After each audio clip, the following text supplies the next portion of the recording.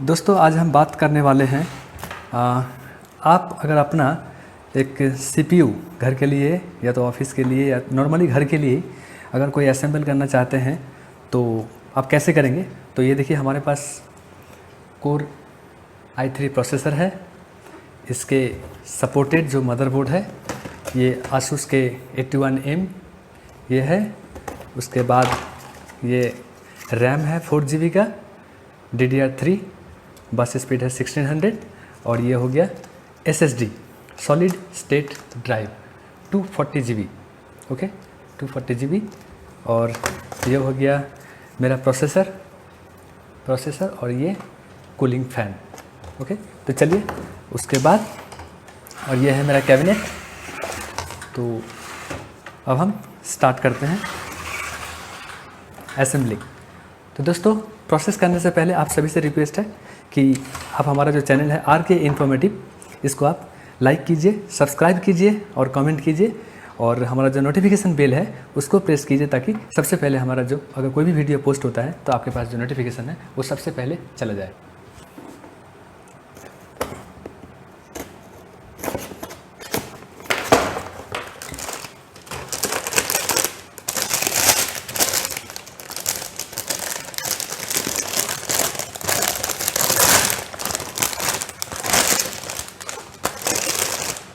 ये हमारा हो गया दोस्तों मदरबोर्ड आसूस का। उसके बाद अंदर में जो है ये हो गया हमारा ड्राइवर CD और हो गया बैक पैनल और इसके अलावा हमें यहाँ से कुछ नहीं चाहिए। तो हम इस बॉक्स को साइड में रखेंगे।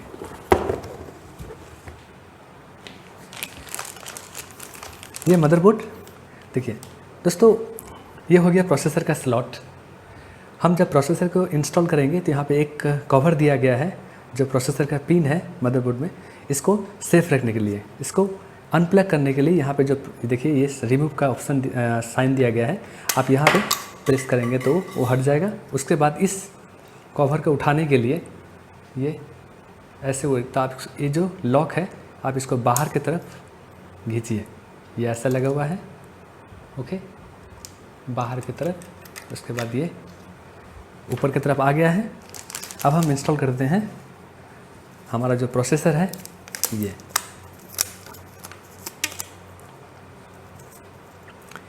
तो दोस्तों प्रोसेसर को इंस्टॉल करने के लिए कैसे करना है आपको देखना है प्रोसेसर में 2 नॉच दिया गया है। अगर आप ध्यान से देखेंगे दोस्तों तो ये देखिए ऊपर की तरफ एक है और ये दूसरा है 2। आपको देखना है मदरबोर्ड में भी सेम इसी टाइप का नॉच आपको मिल जाएगा। देखिए एक और 2, तो ये दोनों साइड को मुझे उसी तरह से एक ही हिसाब से प्लेस करना है। आप ध्यान रखिए जब इसको प्लेस करेंगे थोड़ा सावधानी से। हो गया, चलिए बैठ चुका है। अब इसको हम लॉक करके लॉक कर देंगे, इसको प्रेस करके अंदर की तरफ लगा देंगे। हो गया। अब ये दोस्तों है core i3 4th generation processor. तो हम जो असेंबल कर रहे हैं जो CPU ये है core i3 4th generation processor. उसके बाद दोस्तों हमारा जो हीट सिंक फैन है, ये हम इसको कूलिंग फैन भी बोलते हैं या तो फिर हीट सिंक भी बोलते हैं। तो हम इसको इंस्टॉल करेंगे। तो इसको इंस्टॉल करने के लिए सबसे पहले देखिए इसका जो कनेक्टर है वो किधर है, तो ये है CPU फैन। तो अगर केबल यहाँ पे रहेगा तो हम ये जो कुछ नहीं, देखिए 4 लॉक है यहाँ पे, बस इस लॉक के अंदर मदरबोर्ड में ये देखिए 1 2 3 4 जो लॉक है यहाँ पे होल में डालना है इसको। उसके बाद ये जो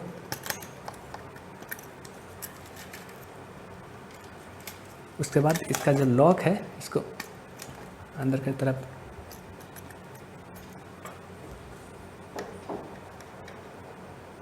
डाल के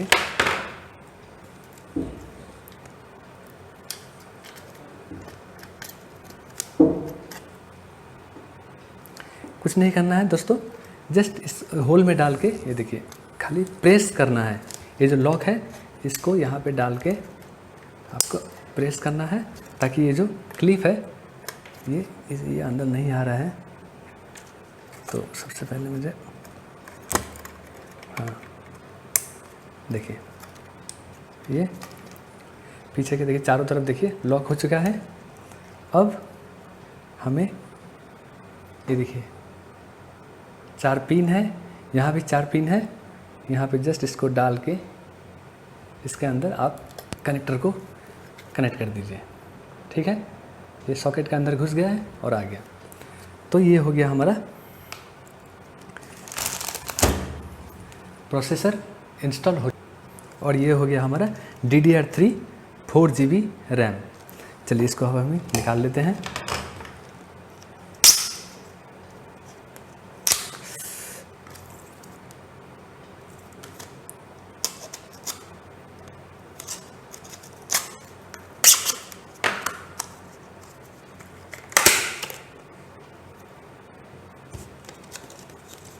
इसको खोलने के बाद आसानी से यहाँ पे लॉक दिया गया है। ये हो गया रैम। रैम को इंस्टॉल करने के लिए दोस्तों ये देखिए यहाँ पे ये जो नॉच है और रैम का जो नॉच है ये दोनों को इक्वल साइड में रख के, ठीक है, ये देखिए ये दोनों सॉकेट के अंदर डाल के आ गया। जस्ट आपको प्रेस कर देना है, ये इंस्टॉल हो चुका है। इसी तरह से हम रैम को तो दोस्तों रैम और प्रोसेसर मदरबोर्ड में इंस्टॉल हो चुका है। अब हम इस मदरबोर्ड को हम CPU के अंदर इंस्टॉल करेंगे। दोस्तों ये हो गया हमारा बैक पैनल, जो मदरबोर्ड का मतलब जो CPU का पीछे में जो होता है। तो ये हो गया हमारा CPU। अब हम इसको खोलेंगे।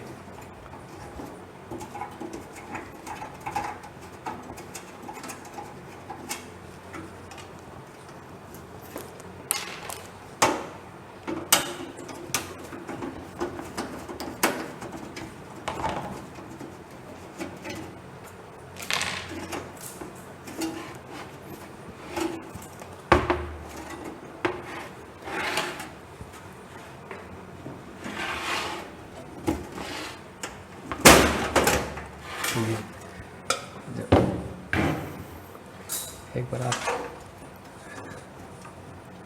इसका जो अंदर का पार्ट है ये ऐसा कुछ दिखता है। तो सबसे पहले ये जो ये है कि फ्रंट पैनल कनेक्ट करने के लिए तो हम इसको यहाँ से हटा देंगे। ये स्क्रू हो गया अगर हम मदरबोर्ड DVD राइटर जो भी डिवाइस कनेक्ट करते हैं उसको कनेक्ट करने के लिए।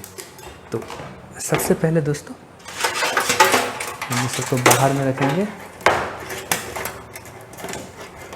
और हमारा जो SMPS है हम इसको पहले इंस्टॉल करेंगे। ये हो गया हमारा SMPS। ओके, ये देखिए SMPS ओके 470 वाट। तो चलिए इसको SMPS खोलने के बाद कुछ ये है हमारा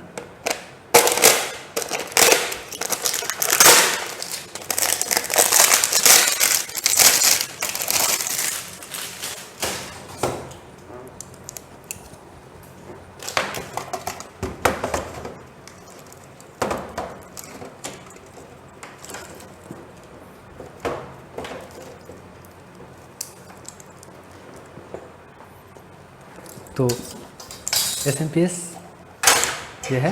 अब हम इसको CPU के अंदर इंस्टॉल करेंगे। इसको इंस्टॉल करने के लिए आपको ये जो पार्ट है इसको आपको ऊपर की तरफ रखना है। कैसे मैं आपको दिखा देता हूँ। ओके, ठीक है। ये चारों जो स्क्रू देखिए ये दिखाई दे रहा है जो स्क्रू होल है, इसको यहाँ पे रख के और हम इसको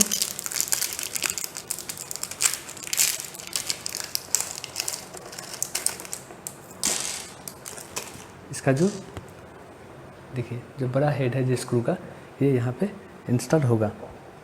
जैसे यहाँ पे 2-3 टाइप का स्क्रू दिया रहता है। जो छोटा वाला स्क्रू है वो होता है मदरबोर्ड में इंस्टॉल करने के लिए। हम यहाँ पे एक एक करके सारे स्क्रू को इंस्टॉल कर देंगे।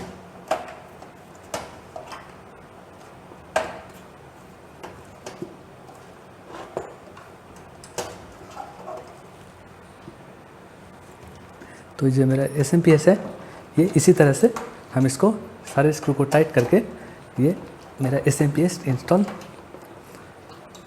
CPU में हो चुका है। सारे स्क्रू को अच्छे से टाइट कर देते हैं। उसके बाद हमारा जो बैक पैनल है मदरबोर्ड जहाँ पे लगेगा, जहाँ पे ये कीबोर्ड, स्पीकर और जो VGA केबल या HDMI पोर्ट जो भी है जहाँ पे यूज़ होगा, ये दोस्तों ये जो है इनसाइड रहेगा, ठीक है। और ये कीबोर्ड नॉर्मली ऊपर की तरफ होता है, तो हम इसको कुछ इस तरह से लगाएंगे। ओके, तो हमको इसको लगाने के लिए अंदर के तरफ से लगा के इसको सॉकेट के अंदर डाल के अंदर से आपको प्रेस कर देना है ताकि ये लग जाए। देखिए ये मेरा लग चुका है। ओहो, तो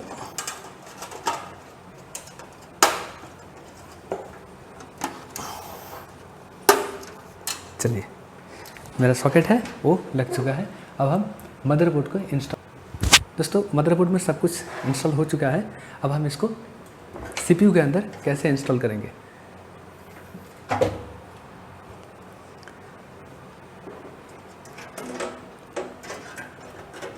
ये जो इसका जो सॉकेट दिया गया है आप इसको देख के ही मतलब पता चल जाएगा आपको।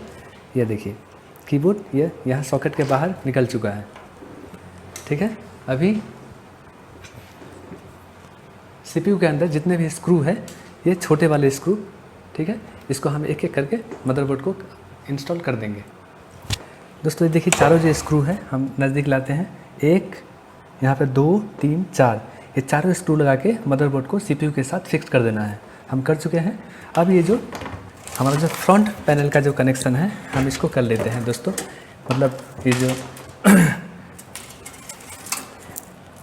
ये on off button, front speaker, front USB जो ऑप्शन है जितने भी, इसको कैसे कनेक्ट करते हैं। देखिए दोस्तों ये जो कनेक्टर है देखिए ये रीसेट का है, हार्ड डिस्क LED का है, पावर LED का है और पावर स्विच का है। तो हम इसको एक एक करके कर लेंगे। अब दोस्तों जब इस कनेक्ट आप यहाँ पे मदरबोर्ड में इसको कनेक्ट करेंगे तो आपको यहाँ पे देखना है कि कौन सा यहाँ पे कनेक्टर है फ्रंट पैनल के लिए। यहाँ पे देखिए अगर आपको दिखाई दे रहा है तो ये जो कनेक्टर है ये है फ्रंट पैनल, ठीक है। अब यहाँ पे हम सबसे पहले इंस्टॉल करते हैं हार्ड डिस्क LED। यहाँ पे दिखा हुआ है जो हार्ड डिस्क LED है वो बाहर की तरफ है। ये देखिए दोनों तरफ 2 पिन है, एक लाइन अंदर की तरफ है, एक लाइन बाहर की तरफ। तो यहाँ पे शो कर रहा है ये जो हार्ड डिस्क LED है बाहर की तरफ है। तो ये जो लिखा हुआ साइन है इसको बाहर की तरफ रखते हुए हम इसको फर्स्ट 2 पिन में कनेक्ट कर देंगे, ओके, पहले वाला में। उसके बाद रीसेट बटन है दोस्तों। यहाँ पे देखिए रीसेट बटन ये बाहर की तरफ जो है लाइन, जिस लाइन में हम HDMI LED को कनेक्ट किए हैं उसी को लाइन में हम सेकेंड वाला पोर्ट में इसको कनेक्ट कर देंगे। उसके बाद power switch, normally power switch आप रीसेट बटन जहाँ पे होता है ठीक उसका ऑपोजिट में आप इसको लगा इंस्टॉल कनेक्ट कर सकते हैं। तो हम ठीक जो यस कर चुके हैं। और अभी दोस्तों पावर LED बका हुआ है। पावर LED यहाँ पे मुझे मतलब हम जैसे स्विच को ऑन करते हैं तो वहाँ पे लाइट ब्लिंक करने स्टार्ट करता है। तो ये इस कनेक्टर की वजह से तो इसको मुझे करना पड़ेगा कनेक्ट, ठीक है। तो यहाँ पे प्लस माइनस को हम देख लिए हैं। यहाँ पे दिखा रहा है, अगर आप दिखाई देगा यहाँ पे ध्यान से देखेंगे तो पावर LED लिखा हुआ और प्लस साइन जो है बाहर की तरफ है। तो प्लस साइन को हम बाहर की तरफ रखते हुए हम यहाँ पे इसको माइनस साइन को अंदर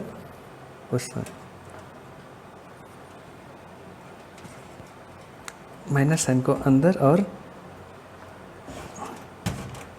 प्लस साइन को बाहर हम कनेक्ट कर चुके हैं। और ये हो गया हमारा front audio and front USB, ठीक है। Front audio and front USB ये देखिए इसमें से एक होता है ऑडियो का, एक होता है USB का। तो ऑडियो का कौन सा है, यहाँ पे USB लिखा हुआ है। USB का जो पार्ट है देखिए USB का कॉर्नर में एक पिन नहीं है, खाली है। तो यहाँ पे कौन सा कॉर्नर में है ये देखिए, कॉर्नर में एक यहाँ पे होल को बंद किया गया है। तो ये है USB कनेक्टर। तो इस USB कनेक्टर को वहाँ पे जिस जैसे खाली जगह है उसी यहाँ पे जो बंद किया हुआ है उसी के हिसाब से हम इसको इंस्टॉल करेंगे। तो USB को हम यहाँ पे कनेक्ट कर दिया, ठीक है। उसके बाद ये हो गया मेरा फ्रंट जो ऑडियो है केवल वो, ठीक है। तो इसको हम इंस्टॉल करेंगे। फ्रंट ऑडियो मेरा ये है, ये देखिए फ्रंट यहाँ पे दिया हुआ है फ्रंट ऑडियो। तो हम ये मेरा देखिए एक पिन जो है ब्लॉकेज बंद किया गया है, आपको दिखाई अगर दे रहा है तो, ठीक है। देखिए एक, और यहाँ भी देखिए ध्यान से एक पिन नहीं है। तो हम उसी की तरह से इंस्टॉल करेंगे कनेक्टर को।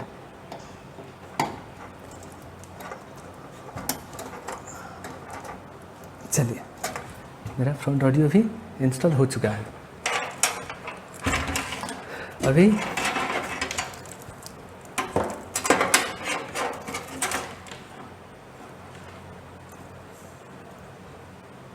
ये भी एक USB का ही है, जो ये फ्रंट USB का एक हो गया 2.0 3.0।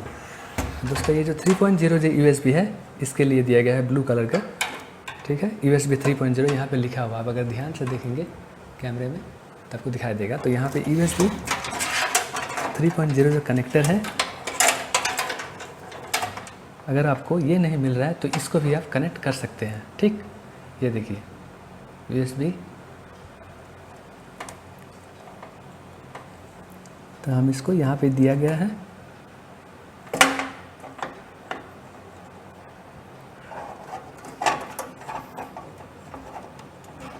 कनेक्ट कर दिए हैं।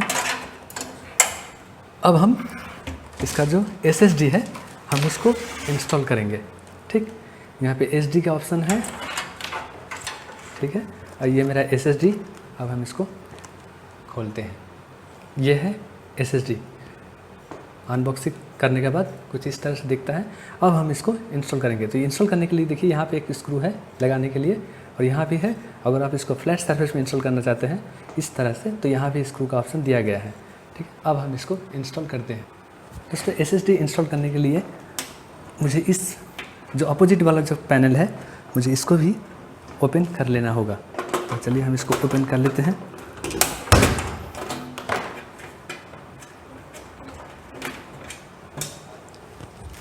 उसके बाद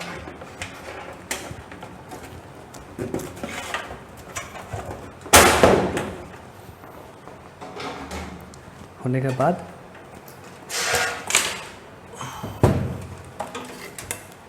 ये देखिए दोस्तों, ये जो यहाँ पे आपका सॉकेट दिखाई दे रहा है, ये इसको इंस्टॉल करने के लिए आपको दिखाई दे रहा है सॉकेट। यहाँ पे देखिए ये जो 1 2 3 4, तो ये SSD में देखिए ये जो सॉकेट स्क्रू है इसको यहाँ पे इंस्टॉल करेंगे। दोस्तों यहाँ पे हम जो SSD है हम इसको कुछ इस तरह से यहाँ पे इंस्टॉल कर रहे हैं। इसको इंस्टॉल करने के लिए आपका जो बैक पैनल का CPU का जो दूसरा साइड वाला कवर है, आपको इसको भी रिमूव करना होगा। और फिर इसको इंस्टॉल करने के लिए देखिए ये देखिए जी। तो इस तरह से जो SSD है वो यहाँ पे इंस्टॉल हो चुका है। और अगर हार्ड डिस्क होता तो हार्ड डिस्क को कुछ इस सॉकेट में इंस्टॉल करते, इस सॉकेट में, ओके। तो हम SSD को इंस्टॉल कर चुके हैं। अभी हम इसको हम मदरबोर्ड के साथ data cable and power cable दोनों को कनेक्ट कर देते हैं। तो ये हो गया हमारा SATA डेटा केबल। एक केबल हम यूज़ करेंगे, ओके, और दूसरा हो गया हम पावर केबल यूज़ करेंगे। तो यूज़ करने के लिए ये देखिए ये हो गया पावर केबल और ये डेटा केबल। तो चलिए हम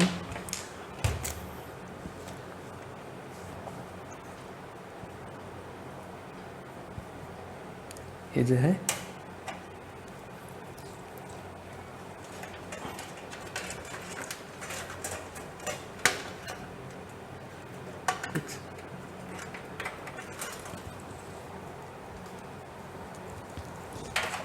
इस साइड को मदरबोर्ड के साथ कनेक्ट कर देंगे।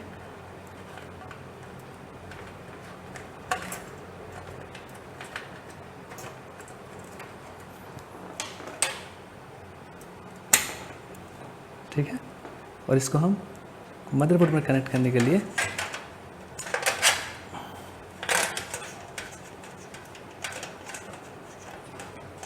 बाहर की तरफ, और उसके बाद इसका जो ये हो गया साटा पावर केबल, हम इसके यहाँ पे कनेक्ट कर देंगे।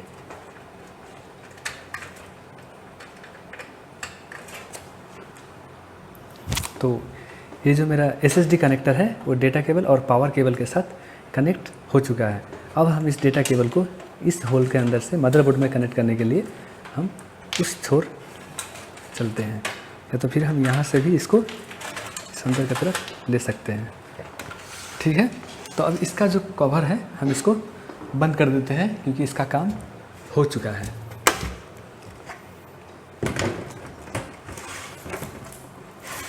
इसको करने लगा चुके हैं, हम इसको स्क्रू से टाइट कर दे रहे हैं।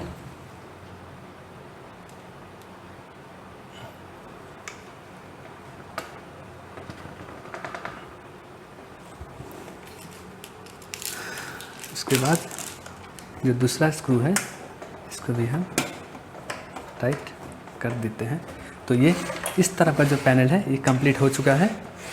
अब देखिए मेरा SSD कनेक्ट हो चुका है, और ये जो SSD का जो केबल है आपको दिखाई दे रहा है, इसको मुझे मदरबोर्ड के साथ कनेक्ट करना है। तो ये देखिए यहाँ पे 1 2, आप ये 2 में से किसी एक में आप इसको बाहर की तरफ डाल के कनेक्ट कर सकते हैं। हम इसको कनेक्ट कर दिए हैं। अब SMPS को पावर के साथ कनेक्ट करते हैं। ओके, तो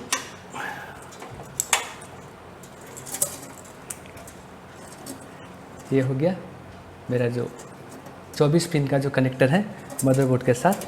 इसको कैसे कनेक्ट करते हैं दोस्तों, यहाँ पे एक लीक दिया गया है, एक लॉक है।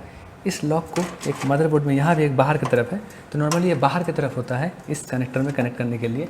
ठीक है, तो हम ये देखिए आपको दिखा देते हैं। ये इसको बाहर की तरफ रहते हुए इसका सॉकेट में डाल के आप आराम से इसको प्रेस कर दीजिए तो ये कनेक्ट हो जाएगा। अगर ये कनेक्टर अंदर की तरफ रहता है तो ये कनेक्ट नहीं कर पाएंगे आप। उसके बाद जो पावर है इसको हम कनेक्ट कर देंगे। यहाँ भी इसको भी देखिए एक लॉक दिया गया है, एक लॉक है। ये कनेक्टर मेरा यहाँ पे है, यहाँ पे है। तो हम इसको भी आपको नोच, लॉक जो नोच है बाहर की तरफ वो मिल जाएगा कनेक्ट करने के लिए। हम कनेक्ट कर चुके हैं। तो इसी तरह से मेरा जो CPU है दोस्तों ये कनेक्ट हो चुका है। अब जितने भी ये केबल वगैरह है हम इसको अच्छा से टाइट कर देते हैं ताकि देखने में ये थोड़ा अच्छा लगे। उसके बाद दोस्तों CPU में एक फ़ैन दिया गया है, ये देखिए ये फ़ैन। इस फैन को इस पावर के साथ हम कनेक्ट कर देंगे। ठीक है, ये देखिए ये फीमेल कनेक्टर है, ये मेल। इसको हम लगा दिए हैं ताकि जैसे ही पावर को ऑन करें ये फ़ैन रन ऑन हो जाए। ओके, ये मेरा असेंबल कंप्लीट हो चुका है। अब चलिए हम इसको पावर देके के चेक करते हैं ये एप्रोप्रिएट कनेक्शन असेंबल हुआ या नहीं। इसको हम कनेक्ट कर लेते हैं दोस्तों। ये है मेरा पावर केबल। पावर केबल को हम कनेक्ट कर लेते हैं। यस, ये हो गया VGA केबल। तो VGA केबल और एक कीबोर्ड और एक माउस, हम ये दोनों केबल को